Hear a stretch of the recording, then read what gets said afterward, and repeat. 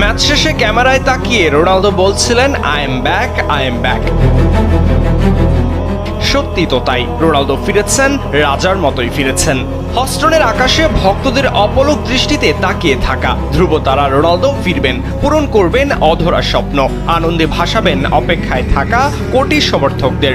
Ronaldo তার দায়িত্ব পালনে সময় নেননি। ম্যাচের মাত্র 6 মিনিটেই গোল করে ভাঙলেন ইতিহাস, বনে গেলেন বিশ্বকাপে পর্তুগিজ ইতিহাসের সেরা গোলদাতা।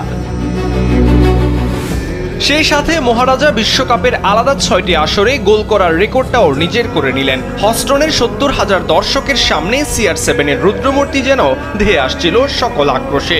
ম্যাচের 17 মিনিটে ফ্রিকিক থেকে গোল করে ব্যবধান দ্বিগুণ করেছিলেন নুনো মেন্ডিস। 39 মিনিটে আবারও গোল করেন রোনালদো। 41 বছর বয়স যেন নিমিষেই নেমে এলো অর্ধেকে। প্রথম ম্যাচে কেপ ভার্দের বিপক্ষে ড্র করার পর পর্তুগাল এবং রোনালদোকে এক হাতে নিয়েছিল সমালোচকরা। উজবেকিস্তানের বিপক্ষে সেই ঝাঁঝি যেন মেটালেন রোনালদো এবং পর্তুগাল। পুরো ম্যাচে এক পেশে 66% বল পজিশন ধরে রেখে 17টি অ্যাটাক, 9টি শট অন টার্গেট নিয়েছেন রোনালদো, ফেলিক্স, বিতিনহারা। মাঝমাঠ নিয়ন্ত্রণে নিয়ে পর্তুগিজরা ম্যাচে উজবেকদের দিশেহারা করেছেন। ব্যক্তিগত পারফরম্যান্সে রোনালদো ছিলেন উজ্জ্বল তারা। 8.5 রেটিং, 4টি গ্রাউন্ড ডুয়েল, 1টি এরিয়াল ডুয়েলও ছিল। গোলমুখে রোনালদোর টোটাল শট 5টি, 3টি বড় সুযোগ তৈরি করেছিলেন। 68% নির্ভুল পাসও দিয়েছেন এদিন CR7।